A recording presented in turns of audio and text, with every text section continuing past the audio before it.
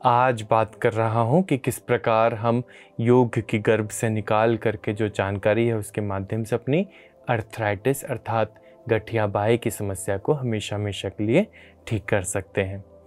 आइए मेरे साथ करते हैं कुछ प्राणायाम का अभ्यास, क्योंकि डीऑक्सीजनेटेड ब्लड का सर्कुलेशन शरीर में लाभदायक नहीं होता है। मेरे साथ करेंगे कुछ हाइपर ब्रीदिंग ताकि मेरे शरीर में रक्त संचार बढ़े। हाई बीपी वाले पेशेंट इसे या तो अभी अवॉइड करेंगे या किसी निर्देशक के निर्देशों के अनुसार ही अभ्यास करेंगे। मेरे साथ मुझे बेसिकली श्वासों की आवाज़ नासिकाओं से भीतर जाते हुए और बाहर आते हुए चाहिए। तो आप जितनी ज़्यादा से ज़्यादा साउंड क्रिएट कर सकते हैं, आवाज़ क्रिएट कर सकते हैं श्वासों की, उतनी ज़्यादा आप कोशिश करेंगे।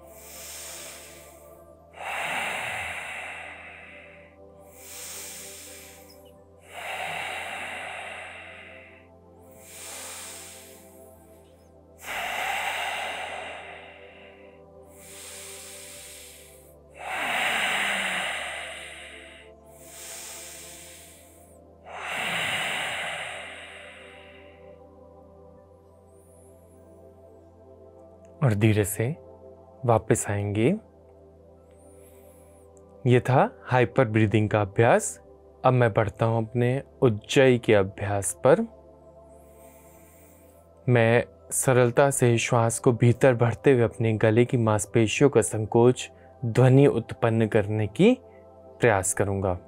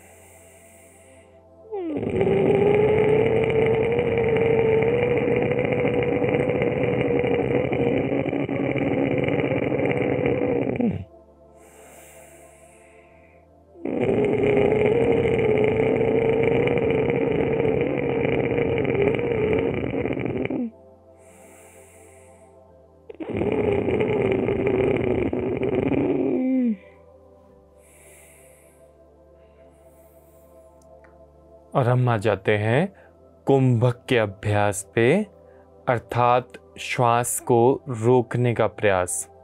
मैं यहाँ पूरक, रेचक और कुंभक तीनों को 7-7 सेकंड की गिनती पर करूँगा अभ्यास। अर्थात मेरी रेशो 1:1:1 की ही रहेगी। और यहाँ मैं आंतरिक कुंभक का अभ्यास करने वाला हूँ, अर्थात श्वास भीतर भर के उसको रोकने वाला हूँ। मेरे साथ मैं हाथ जब ऊपर ले जाऊँगा तो आप समझ जाएं कि मैं श्वास भर रहा हूँ। जब मेरा हाथ इस प्रकार मुट्ठी बंद हो तो मेरी श्वास रुकी हुई होगी, और जब मेरा हाथ नीचे की तरफ रुक करेगा तो मैं श्वास को बाहर फेंकूंगा। ये आपके लिए संकेत है।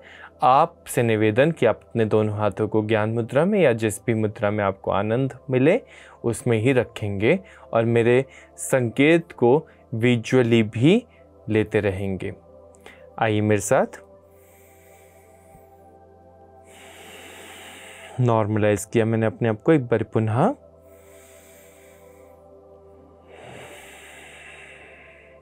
और अब मैं मन ही मन 7 तक गिनती करूंगा। इनहेल करते हुए 7 तक गिनती करूंगा श्वास रोक के, और 7 तक ही गिनती करूंगा श्वास छोड़ते हुए।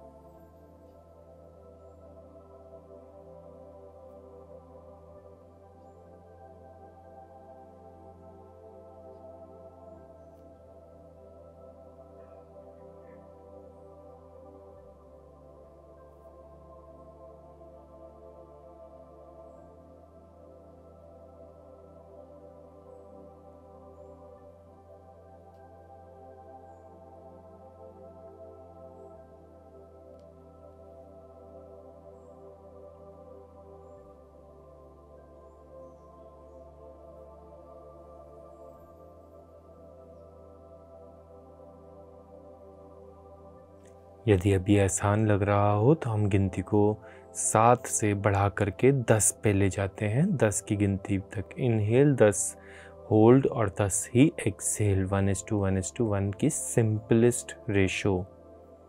10 की गिनती करूंगा मैं।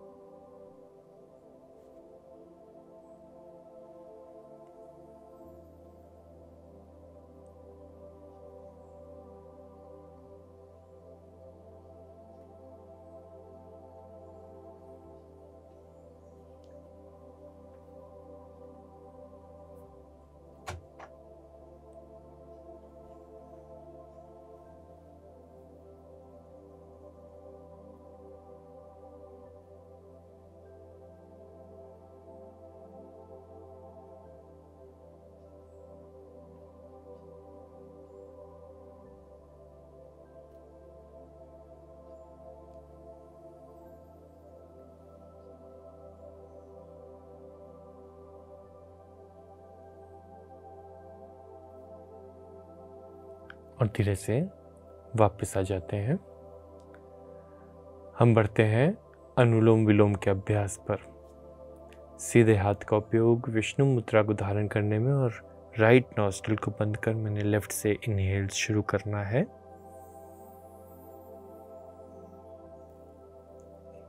राइट से एक्सहेल, राइट से ही इनहेल और लेफ्ट से एक्सहेल। अब मैं इसी को दोहराऊंगा।